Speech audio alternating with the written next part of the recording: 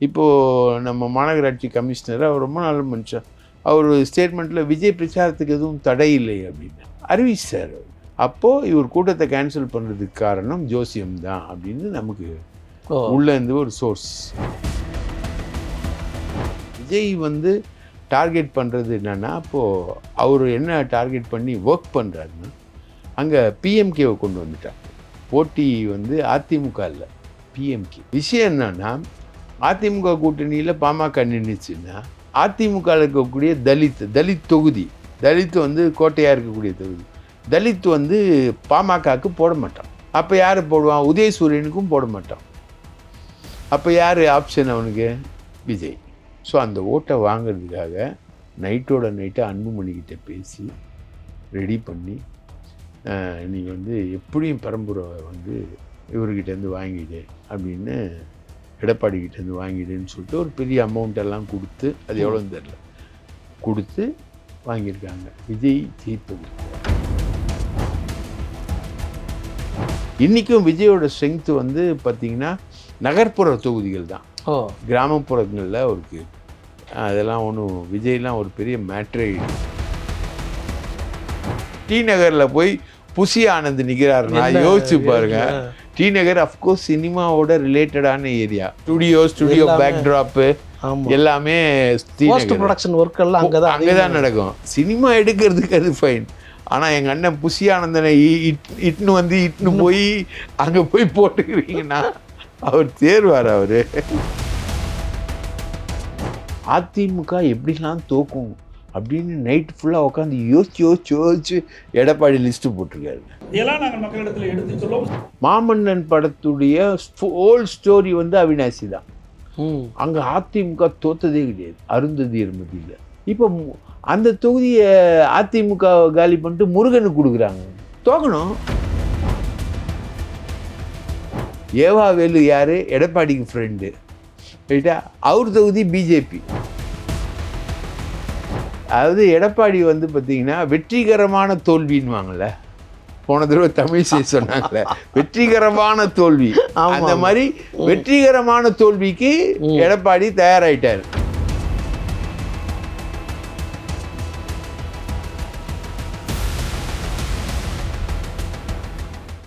வணக்கம், இது வாவ் தமிழா. தாவேகா தலைவர் திரு விஜய் அவர்கள் தன்னுடைய வேட்பாளர் அறிவிப்பு கூட்டத்தை நடத்த இருந்த இந்த நேரத்தில் பல்வேறு கேள்விகள் நமக்குள் எழுந்திருக்கிறது. இந்த கேள்விகள் அத்தனைக்கும் மூத்த பத்திரிகையாளர் திரு நக்கீரன் பிரகாஷ் அவர்களிடம் கேட்டு தெரிந்து கொள்ளலாம். வணக்கம். வணக்கம் மூத்த பத்திரிகையாளர் தேனி கண்ணன் அவர்களே, வணக்கம். தாவேகாவுக்கு வந்து வேட்பாளர் அறிவிப்பு கூட்டம் வந்து நடத்த முடியாமல் தள்ளி போயிருக்கு அப்படிங்கிறத, அனுமதி கிடைக்கல அதனால தள்ளி போயிருக்குன்னு சொல்கிறாங்க. இன்னொரு பக்கம் என்னென்னா, நீங்களே கூட பேசியிருக்கீங்க, இது வந்து ஜோசியர் சொன்ன ஒரு கணக்குப்படி இந்த நேரத்தில் அறிவிப்பு வைக்க வேண்டாம் அப்படிங்கிற மாதிரி சொல்லியிருக்கீங்க. இது எப்படி நீங்கள் சொல்கிறீங்க அது இந்த மாதிரி நடந்திருக்கும்னு? அவர் கூடவே ஒரு ஜோசியர் இருக்கார். அவர் வந்து முன்னாடி ஜெயலலிதாவுக்கு சசிகலாவுக்கு ஜோசியராக இருந்தவர். இந்த ஊத்துக்குழின்னு ஒரு ஊர், அந்த ஊரில் அவர் வந்து கிளி ஜோசியம் பார்த்துக்கிட்டு இருந்தார். நம்ம கேசி பழனிசாமியும் அவங்க ஒய்ஃபும் ஒரு தடவை ஜெயலலிதாவை பார்க்க போகும்போது ரொம்ப சோகமாக இருந்தாங்க. அப்போ தான் ஜெயிலுக்கு போயிட்டு வந்திருக்காங்க. குன்ஹா இதில் ஜெயிலுக்கு போயிட்டு பெயிலில் வந்த சமயம் சோகமாக வந்து எல்லாம் முடிச்சுட்டாங்க, சொத்து குவிப்பு வழக்கில் வந்து நான் தண்டனையிலேருந்து தப்பிக்கவே முடியாது, அந்த அளவுக்கு கூட இருந்தவங்களே என்னை வந்து காலி பண்ணிட்டாங்க. சசிகலாவை சொல்கிறாங்க, அப்படி காலி பண்ணிட்டாங்க, ரொம்ப மோசமாக பண்ணியிருக்காங்க, என் வாழ்க்கையே போச்சு அப்படின்னு ஜெயலலிதா கிட்டத்தட்ட கதறி அழுதுருக்காங்க. அப்போது பழனிசாமி சாரோட ஒய்ஃபு, அவங்க இந்த ஜோசியம் கீசியம்லாம் தெரியும், அவங்க ஊர் பக்கத்தில் தான் ஊத்துக்குழி. அப்போது இவங்களை எப்படியாவது டைவெர்ட் பண்ணணும்னு சொல்லிட்டு ஒரு ஜோசியர் இருக்காருமா, நான் வந்து உங்களுக்கு அறிமுகப்படுத்துகிறேன் அப்படின்னு சொல்லிட்டு அந்த ஜோசியர் எடுத்துன்னு வந்து அறிமுகப்படுத்துகிறேன். அவர் பேரெலாம் வேணாம், அவர் பேரை நம்ம சொல்லியே அவரை பிரபலப்படுத்தணும். அவரை கொண்டு வந்து அறிமுகப்படுத்துகிறாங்க. ஒன்று அவங்க ரொம்ப சாட்டிஸ்ஃபைடு, அவன் நல்லா பேசுவான். அதுக்கப்புறம் அவன் ஏகப்பட்ட ஃப்ராடு பண்ணான்னு சொல்லிட்டு சசிகலா கும்பலே சேர்ந்து அடித்து, சசிகலாவோட ராசி ஆகிட்டான், டிடிவி தினகரனோட ராசி ஆகிட்டான். சசிகலா கும்பலை அடித்து உதச்சி துரத்தி அவன் டெல்லிக்கு போயிட்டு அப்புறம் சிங்கப்பூருக்கெல்லாம் போயிட்டு வந்தான். அந்த ஜோசியர் வந்து இவர் ஃப்ளைட்டில் போனால் கூட, டெல்லிக்கு சிபிஐ விசாரணைக்கு போகும்போது கூட அவர் கூட போவார் அந்த ஜோசியர். அந்த பேசஞ்சர்ஸ் லிஸ்ட் வெளியிடுறாங்கல்ல, அந்த பேசஞ்சர் லிஸ்ட்டில் அவர் இருப்பார். அதே மாதிரி இன்னொரு ஜோசியர் வந்து இந்த திண்டிவனம் அந்த சைடு பக்கத்தில் புசி கொண்டு வந்து கூட்ட ஜோசியர். இந்த மாதிரி ஒரு ஒரு கட்டமாக அரசியல்வாதிகள் வந்து ரொம்ப பெரிய ஆட்களான பிறகு பார்த்தீங்கன்னா உங்களுக்கு இந்த ஜோசிய சகவாசம் வந்து தவிர்க்க முடியாதது. அவ்வளோ பெரிய அறிவாளி ஜெயலலிதா. அந்த அம்மாவுக்கும் அந்த ஜோசிய பழக்கம் வந்து இருந்தது. அது குறிப்பாக சசிகலா அம்மா தான் வந்து அந்த சகுனம் பார்க்கறது, ஜோசியம் பார்க்கறது, நல்ல நாள் பார்க்கறது, திதி பார்க்கறது.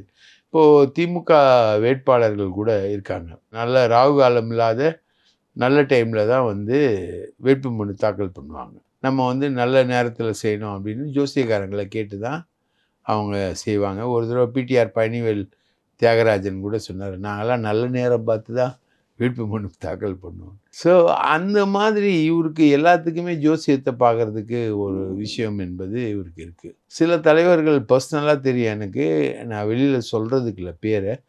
அவங்க வந்து ஜோசியக்காரங்களை கேட்டு தான் செய்வாங்க. ஜோசியக்காரன் வேணான்ட்டா அந்த காரியத்தை செய்யவே மாட்டாங்க, அங்கே போகக்கூட மாட்டாங்க. அந்த மாதிரி தான் விஜயும் ஜோசி அடிமை ஆகிட்டார். பேசிக்கலி அவர் வந்து கிறிஸ்டியனு. கொரட்டூரில் சாய்பாபா கோயில் கட்டியிருக்காரு. அவங்க அப்பா வந்து கிறிஸ்டியனு ஆர்சி. அவன் அதே மாதிரி தான் சாமி பக்தியில் வந்து ரொம்ப பெரிய அளவுக்கு ஈடுபாடு உள்ளவங்க. விஜயும் அதே மாதிரி தான். அவரோட ஃபஸ்ட்டு போஸ்டரே வந்து நீங்கள் குங்குமம் வச்சா தான் நல்லாயிருக்கும் ஜோசியர் சொன்னதுனால குங்குமம் வச்சு தான் வர்றாரு. மைனாரிட்டி ஓட்டு வாங்கிறதுக்காக போயிட்டு முஸ்லீம் இதில் வந்து தொப்பிலாம் போட்டுலாம் பண்ணுறாரு. சூட்டே ஆகலை தொப்பி அவருக்கு. அந்த மாதிரி தான் தொப்பி எம்ஜிஆர் மாதிரி ஆட்களுக்கு சூட் ஆகும், இவருக்கு சூட் ஆகலை. டோப்பா வந்து ஸ்டாலினுக்கு சூட் ஆகும், இவருக்கு சூட் ஆகலை. இவரும் டோப்பா தான். அது மாதிரி இவர் வந்து ஜோசிய பைத்தியம். இந்த ஜோசியர்கள் சொல்கிறத கேட்குறாரு அப்படின்னு நமக்கு ஒரு சாலிட் தகவல் இருந்தது.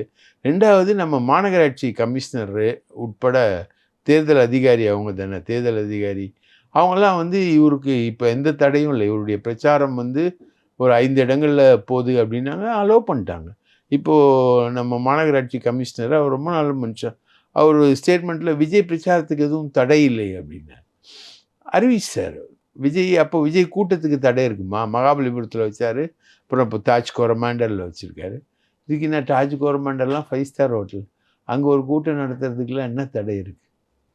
கிட்ட அவங்களே வாங்கி கொடுத்துருவாங்க எல்லா பர்மிஷன்ஸையும். அப்போது இவர் கூட்டத்தை கேன்சல் பண்ணுறதுக்கு காரணம் ஜோசியம் தான் அப்படின்னு நமக்கு உள்ளேருந்து ஒரு சோர்ஸ்.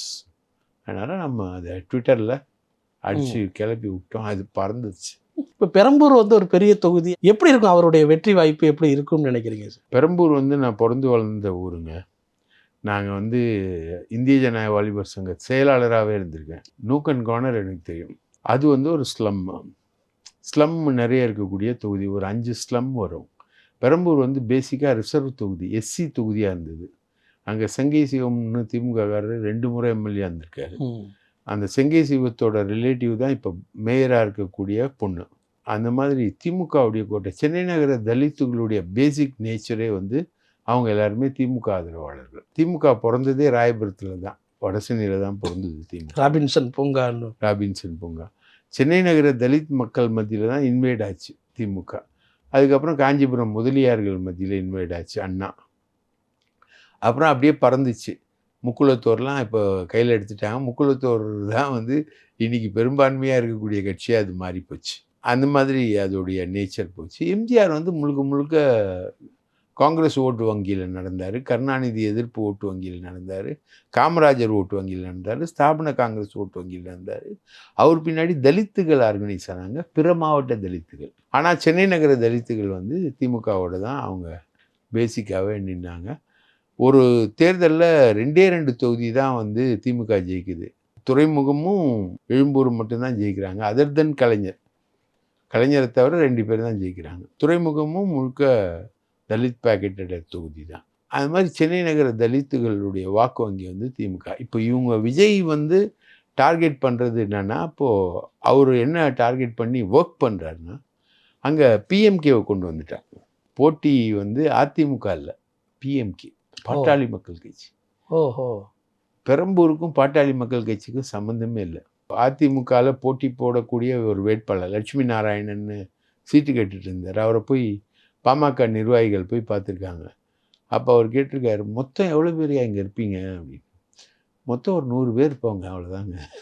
மொத்தமாகவேங்க ஓஹோ ஓட்டுன்னு பார்த்தாலே 100 ஓட்டு தான் வரும் பாமகக்கு. மொத்தமாக 100 ஓட்டு வாங்கக்கூடிய பாமக வந்து இங்கே நிற்குது. விஷயம் என்னன்னா, அதிமுக கூட்டணியில் பாமக நின்றுச்சுன்னா அதிமுக இருக்கக்கூடிய தலித் தொகுதி, தலித் வந்து கோட்டையாக இருக்கக்கூடிய தொகுதி, தலித் வந்து பாமகக்கு போட மாட்டான். அப்போ யார் போடுவான்? உதயசூரியனுக்கும் போட மாட்டான். அப்போ யார் ஆப்ஷன் அவனுக்கு? விஜய். ஸோ அந்த ஓட்டை வாங்கிறதுக்காக நைட்டோட நைட்டாக அன்புமணிக்கிட்ட பேசி ரெடி பண்ணி, நீ வந்து எப்படியும் பெரம்பூரை வந்து இவர்கிட்டேருந்து வாங்கிடு அப்படின்னு, எடப்பாடிக்கிட்டேருந்து வாங்கிடுன்னு சொல்லிட்டு ஒரு பெரிய அமௌண்ட் எல்லாம் கொடுத்து, அது எவ்வளோன்னு தெரில, கொடுத்து வாங்கியிருக்காங்க விஜய் ஜெயிப்பதற்கு. அப்படி அதை விஜய் ஜெயிச்சிருவாருன்னு சொல்கிறீங்களா? அதுக்காக ட்ரை பண்ணுறாங்க. எடப்பாடி வந்து அதுக்கு உதவுறாரு. நான் நினைக்கிறேன் எடப்பாடி சாதாரணமாக உதவ மாட்டார், பிஜேபி சொல்லாமல் உதவ மாட்டார்ல. விஜய் எவ்வளோ பெரிய கேரக்டர். விஜய்க்கு ஆதரவான ஒரு மூவ் வந்து பிஜேபி சொல்லாமல் எடுக்க மாட்டார். அப்போ பிஜேபி விஜய் ஜெயிக்கணும்னு விரும்புது, அதிமுக விஜய் ஜெயிக்கணும்னு விரும்புது. அங்கே பாமகவை போட்டு அதிமுக வாக்குகளை வந்து விஜய்க்கு போகிறது. இப்போ அதிமுக விஜய் கூட்டணியில் டைரெக்டாக அதிமுக வந்து ஓட்டு கேட்க முடியாது, விஜய்க்கு போடுங்கன்னு. இப்படி போட்டு பாமகவை போட்டேன்னா அங்கே மெஜாரிட்டியாக இருக்கக்கூடிய தலித் வந்து அதிமுக தலித்து உதயசூரியனுக்கு போகிறதுக்கு யோசிப்பான்.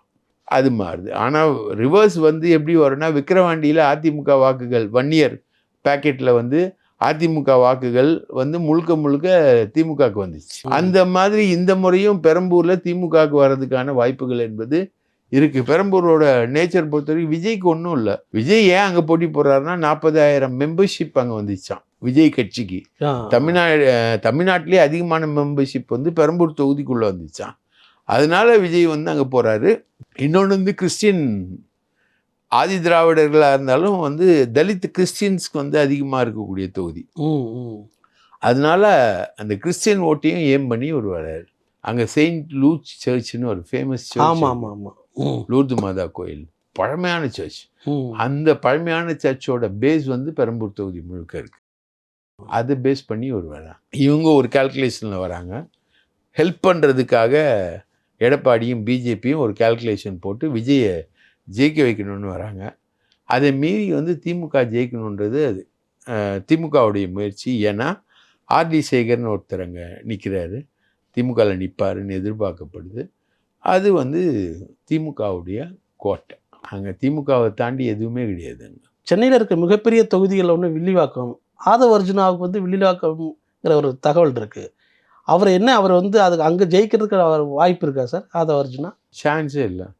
வில்லிவாக்கம் வந்து பேராசிரியர் அன்பழகன் மகன் நின்று எம்எல்ஏவாக இருக்கக்கூடிய ஒரு தொகுதி. இந்த முறை அவருக்கு சீட்டு கிடைக்காதுன்னு நினைக்கிறேன். வேறு யாருக்காவது கொடுப்பாரு. அவருக்கும் சேகர் பாபுக்கும் பிரச்சனை என்னால் கொடுக்க மாட்டேன். ஆனால் வில்லிவாக்கம் பேசிக்கலி அதுவும் வந்து சென்னை நகர தலித்துகள் பொறுத்த வரைக்கும் அவங்க திமுக தான். மற்றபடி அவங்கள நீங்கள் டைவர்ட்லாம் பண்ணிட முடியாது. வில்லிவாக்கம் ஒரு மிக்சடான தொகுதி. அதனால் அங்கே வந்து ஜெயிக்கிறதுன்றது ரொம்ப கஷ்டம். நீங்கள் வில்லிவாக்கத்தில் வந்து ஆதவ அர்ஜுனா, டி நகரில் புசி ஆனந்த், ஆமாம், மயிலாப்பூரில் வெங்கட்ராம, இந்த பெரிய தலைவர்கள் எல்லாம் சென்னைக்குள்ளே நிற்கிறது வந்து அது வந்து எப்படி வந்து கரெக்டாக இருக்கும்? அது உங்களுக்கு தான் நல்லா தெரியும். நீங்கள் வந்து சினிமாவோட ஓரியன்டான ஆள். சினிமா ரசிகர்கள் வந்து மெட்ரோபாலிட்டன் சிட்டியில் தான் அதிகம். வில்லேஜுக்குள்ளே போகும்போது அவ்வளோ ரசிகர்கள் இருக்க மாட்டாங்க. அந்த ஸ்ட்ரென்த் வந்து குறையும். சினிமான்றதே ஒரு காலத்தில் உருவான ஒரு முன்னேற்றமான மீடியா வந்து இங்கே தான் கான்சென்ட்ரேட் பண்ணிச்சு, நகர்ப்புறங்களில் தான் கான்சென்ட்ரேட். இன்றைக்கும் விஜயோட ஸ்ட்ரென்த் வந்து பார்த்திங்கன்னா, அவர் இம்பேக்ட் ஏற்படுத்தக்கூடிய தொகுதிகள் அப்படின்னு கணக்கு போட்டு சொல்லக்கூடிய இடங்கள் எல்லாமே நகர்ப்புற தொகுதிகள் தான். கிராமப்புறங்களில் அவருக்கு அதெல்லாம் ஒன்றும் விஜய்லாம் ஒரு பெரிய மேட்ரே கிடையாது. அந்த அளவுக்கான இம்பேக்ட் என்பது அவருக்கு கிடையாது. ஸோ நகர்ப்புறத்தில் இம்பேக்ட் வரும்பொழுது சென்னையில் ஒரு இம்பேக்ட் இருக்குன்னு அவங்க நினைக்கிறாங்க, கணக்கு போடுறாங்க. இவங்க இது வரைக்கும் சயின்டிஃபிக்காக விஜய் வந்து யாரும் எங்கேயுமே ப்ரூஃப் பண்ணதில்லை சார்.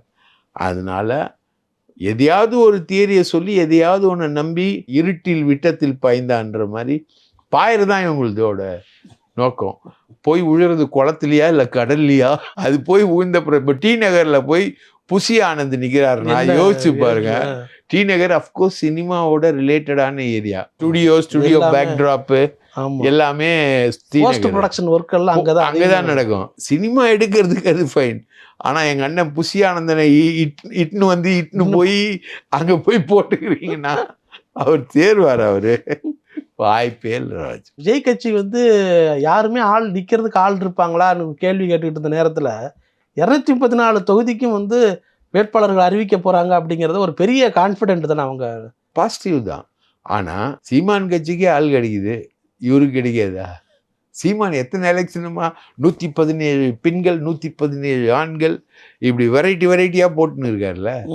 அப்போ அவருக்கே ஒரு ஆள் கிடைக்கும் போது 8.9% ஆள் அவருக்கே ஆள் கிடைக்கும் போது, இவங்க சொல்றது 40% 50% இருக்கக்கூடிய கட்சி, தமிழகத்தை அடுத்து ஆள போகக்கூடிய கட்சி, அடுத்த முதல்வர் விஜய்னு நினைச்சுக்கிட்டே இருக்காங்க. அனௌன்ஸ்மெண்ட் மட்டும்தான் பாக்கி இவங்க தேர்தலில் ஜெயிச்சு விட்டாங்க, முடிஞ்சு போச்சு. அப்படிதான் இவங்களுடைய மாயைகள்லாம் இருக்கு. அப்படி இருக்கிறவங்க போயிட்டு வேட்பாளர் கிடைக்கலன்னு நீங்க சொன்னீங்க, எப்படி அது ஒரு சாதனையா? ஏன் நீ ஒன்று மந்திரியே கிடைக்கிறான், வேட்பாளர் கிடைக்க மாட்டான். திமுக அமைச்சர்களாக சிட்டிங் அமைச்சர்களாக இருக்கிற கட்சி இடங்களில் தொகுதிகளில் நேரடியாக அதிமுக போட்டியிடாத ஒரு தந்திரத்தை செஞ்சுருக்காங்க. இவங்க எப்படி திமுகவுக்கும் அதிமுக உள்ள அண்டர் கரண்டாக ஒரு அண்டர்ஸ்டாண்டிங் போகுதோ அப்படிங்கிற ஒரு பேச்சு இருக்கு சார். அண்டர்ஸ்டாண்டிங்லாம் கிடையாது. அடுத்த முறை ஆட்சி வந்தால் நீ கொடநாடு கேஸ் எடுக்காத, வேலுமணி கேஸை நோண்டாத, தங்கமணி கேஸை கிட்ட போகாத. 3 லட்சம் டன்னு நிலக்கரியை தூக்கிட்டு போயிட்டு வித்துட்டாரு அண்ணன். சென்ட்ரல் கவர்மெண்ட் கேஸுன்றதுனால இன்னும் ஸ்டேட் கவர்மெண்ட் வரல, அந்த கவர்னர் பர்மிஷன் வேற பாதி கேஸுக்கு தரல, அப்படி நிற்குது. தங்கமணிலாம் பக்கா, வேலுமணி அதை விட பக்கா, எடப்பாடி அதை விட பக்கா, கோடநாடு உங்களுக்கு கண்ணுக்கு தெரிஞ்ச கேஸு. அதெல்லாம் கையெடுக்காதீங்க, நாங்கள் ஒரு அண்டர்ஸ்டாண்டிங் அட்ஜஸ்ட்மெண்ட்டில் வரோம். 14 மந்திரி தொகுதியில் கூட்டணி கட்சி. ஏவா வேலு யார்? எடப்பாடிக்கு ஃப்ரெண்டு, ரைட்டா? அவர் தொகுதி பிஜேபி. சக்கரபாணி யார்? அவரும் எடப்பாடிக்கு ஃப்ரெண்டு, கவுண்டரு எடப்பாடிக்கு ஃப்ரெண்டு. ஒட்டஞ்சத்திரத்தில் 6 முறை ஜெயிக்கிறாரு. அங்கே நீங்கள் ஒரு ஸ்ட்ராங்கான கேண்டிடேட் தானே போடணும். எப்படி விஜய்க்கு பாமக போட்ட மாதிரி அங்கே தமிழ் மாநில காங்கிரஸ் நிறைய தொகுதியில் சிவசங்கர் ஸ்ட்ராங்கான கேண்டிடேட்டு, குன்னம். அங்கே ஐஜேகே, அது மாதிரி பலாவரம் கருணாநிதினு ரொம்ப ஸ்ட்ராங்கான கேண்டிடேட்டு. அங்கே யாரை நிற்க வச்சாலும் தன்சிங்னு ஒரு கேண்டிடேட்டை அவர் தோக்கடிச்சிடுவார். அதனால் என்ன பண்ணுறான், தன்சிங்கே கொடுங்க. தன்சிங் சிட்லப்பாக்க ராஜேந்திரனுக்கும் அவருக்கும் ஆகாது. சிட்லப்பாக்க ராஜேந்திரனை 2 எம்பி தேர்தலில் தோக்கடிச்சிட்டாரு. பல்லாவரத்தில் நீங்கள் யாரை போட்டாலும், தன்சிங்கை தவிர வேறு யாரை போட்டாலும் தோக்கடிச்சிடுவார். தன்சிங்கே கொடுத்துருக்கலாமே பல்லாவரத்தில். அங்கே ஐஜேகே. ராஜபாளையம் கௌதமி கேட்டாங்க, நல்ல தொகுதி அந்த அம்மாவுக்கு, ஆட்டோமேட்டிக்காக ஜெயிப்பாங்க. அங்கே ஜான் பாண்டியன். ஏன்னா அண்டர்ஸ்டாண்டிங் ராஜேந்திர பாலாஜி அவர் சிவகாசியில் நிற்கிறாரு. அவர் கேகேஎஸ்எஸ்ஆர்கிட்டையும் தங்கம் தென்னரசுக்கிட்டையும் அண்டர்ஸ்டாண்டிங் போட்டார். ஏன்பா நான் இங்கே நிற்கிறேன், என்னை மட்டும் ஜெயிக்க விட்டுரு, பாக்கி தொகுதி எல்லாத்துலேயும் உங்கள் தொகுதி உட்பட எல்லா தொகுதியிலையும் மாவட்டத்தில் டம்மி கேண்டிடேட்டாக நான் போட்டுடுறேன். இப்போ அந்த மினிஸ்டர்ஸ் எல்லோரும் நிற்கிறாங்க, அவங்கவுங்க தொகுதியில் தான் நிற்கிறாங்க, அவங்களே ஜெயிச்சுக்கிட்டோம் அப்படின்னு திமுககாரங்க அலோவ் பண்ணிவிடுவாங்க. மந்திரிகள் எல்லாரையும் அலோவ் பண்ணிடுவாங்க, அவங்க ஜெயிச்சிடுவாங்க. மற்றவங்க எல்லாரும் தோற்றுருவாங்க. அதிமுக கட்சி தோற்றுரும். அதாவது எடப்பாடி பார்த்திங்கன்னா வெற்றிகரமான தோல்வின்னுவாங்கள்ல, போன தடவை தமிழிசை சொன்னாங்கல்ல, வெற்றிகரமான தோல்வி. அந்த மாதிரி வெற்றிகரமான தோல்விக்கு எடப்பாடி தயாராயிட்டார். திருநெல்வேலி நயினார் நாகேந்திரன் சாலிடா ஜெயிக்கிற தொகுதி, அதை விட்டு அவர் சாத்தூருக்கு போறாரு. மாமன்னன் படத்துடைய ஹோல் ஸ்டோரி அவினாசி தான். அங்க அதிமுக தோத்ததே கிடையாது, அருந்ததி எருமதியில். இப்போ அந்த தொகுதியை அதிமுக காலி பண்ணிட்டு முருகனுக்கு கொடுக்குறாங்க. தோக்கணும். முருகன் கொடுத்தா அவங்க பையன் இருக்கார் இல்லையா, தனபால் பையன், அவர் தாவேகாக்கு போயிட்டார். இப்போ அவர் வந்துடுவார், அவர் அங்கே நிற்பார். தாவேகாக்கில் அவர் மாமன்னனா உதயநிதி ஸ்டாலின் மாதிரி, வடிவேலுக்கு உதயநிதி ஸ்டாலின் மாதிரி அவர் அங்கே நிற்பார். அப்போ அவர் ஜெயிப்பார், முருகன் தோத்துருவார். அதிமுக எப்படிலாம் தோக்கும் அப்படின்னு நைட்டு ஃபுல்லாக உட்காந்து யோசிச்சு எடப்பாடி லிஸ்ட்டு போட்டிருக்காருங்க. என்ன பழக்கம்னே இது, என்ன பழக்கம், என்ன பழக்கம்னே இது, அது பழக்கம் ஆயிடுச்சுனே. ஆயிடுச்சு. 10 தோல்வி பழனிசாமினே, 11வது தோல்வினே. என்கிட்ட கட்சி மட்டும் இருக்கணும்னே, சசிகலா உள்ள வரக்கூடாதுன்னு. சசிகலா முழுக்க தென் மாவட்டம் முழுக்க முக்குளத்தூர் ஓட்ட காலி பண்ணுறதுக்கு சசிகலா ரெடி. ரைட்டா? இது வந்து பட்டம்தான். யாரு நம்ம டிடிவி தினகரன்றது மேலே நீங்கள் பார்க்குற பட்டம் தான். நூல் யாரு? சசிகலா. அன்புமணி பட்டம்தான். நூல் யாரு? ராமதாஸ். இப்போ பெரம்பூர் தொகுதியிலே சொல்றாங்களாம், அன்புமணி ஃப்ராடு பையன், அவனுக்கு ஓட்டு போட மாட்டோம் நாங்க. அந்த 100 பேர் இருக்கிற 100 பேர்லயே அன்புமணி ஃப்ராடு பையன், அவனுக்கு ஓட்டு போட மாட்டோம், நாங்க ராமதாஸுக்கு தான் ஓட்டு போடுவோன்றாங்க. ஸோ இந்த மாதிரி தான் இருக்கக்கூடிய கண்டிஷன்ஸ். ஸோ டோட்டலாக வந்து நீங்கள் ஜெயிக்க போகிறதே கிடையாது. ஜெயிக்காமல் இருக்கிறதுக்கு என்னென்ன வேலையோ அனைத்து வேலையும் பார்த்துட்டு மிகப்பெரிய தோல்வி, வெற்றிகரமான தோல்வி, எடப்பாடி உட்பட மினிஸ்டர்கள் எல்லாம் வெற்றி, பாக்கி எல்லாம் தோல்வி, ஒரு 40-50 எம்எல்ஏக்களோட சட்டமன்றத்துக்கு வர்றது, இதுதான் ஏடிஎம்கேவுடைய கேம் பிளான். பிஜேபியும் 27 சீட்டும் ஒன்றும் தேர்ற சீட்டாக தெரில ஒன்று கூட. ஆனால் இதுக்கிடையில் வந்து அண்ணாமலை வந்து திடீர்னு ஒரு போர்க்கொடி உயர்த்தின மாதிரி அவர் அதிருப்தியை வெளியிட்டு பண்ணிட்டு இருக்காரு. அப்போ அங்கே என்னதான் நடக்குது சார் பிஜேபி? அண்ணாமலை வந்து கட்டு சோத்தில் பெருச்சாளி. நீங்கள் வந்து கட்டு சோத்து கத்தி எடுத்துன்னு போயிட்டீங்க, உள்ளே ஒரு பெருச்சாளி இருக்கும், அது உங்களுக்கு தெரியாது. நீங்கள் அந்த காலத்தில் நடந்து தான் போனோம் இல்லையா, கட்டு சோத்தை சுமந்துக்கிட்டு போவீங்க. நீங்கள் நினச்சின்னு போவீங்க பசி எடுக்கிறதுக்கு, சாப்பிட்றதுக்கு, கட்டு சொரிக்கிறதுக்கு. உள்ளே ஒரு பெருச்சாளி உட்காந்து எல்லாத்தையும் சாப்பிட்றோம். அந்த மாதிரி கட்டு சோத்தில் பெருச்சாளி வந்து அண்ணாமலைக்கு என்ன ஃபார்முலானா, எடப்பாடி ஜெயிக்கக்கூடாது, பிஜேபி 27 சீட்டும் ஜெயிக்கக்கூடாது, அடுத்தது கட்சி என்கிட்ட வரணும். எடப்பாடிக்கு என்ன ஃபார்முலா, அதிமுக தோத்தாலும் பரவாயில்ல, 11வது தோல்வி பழனிசாமியா நான் மாறினாலும் பரவாயில்ல, கட்சி என்கிட்ட இருக்கணும். சசிகலா வந்துடக்கூடாது. சசிகலா இப்போ விட்டாரு, செங்கோட்டையனை விட்டாரு, ஓபிஎஸ்ஸை விட்டாரு. அந்த மாதிரி அண்ணாமலை தான் பேசிக்காக கட்சி. நீங்கள் யோசிச்சு பாருங்க, அண்ணாமலை கூட வந்து எல்லா வேலை கொள்ளையும் அடித்தது அமர் பிரசாத் ரெட்டி. அவருக்கு தலியான், அவர் ரெட்டின்றதுனால ஆந்திராவும் கர்நாடகாவும் பார்டர் இருக்கக்கூடிய தொகுதி தளி, அதில் அவர் நிற்பாராம்.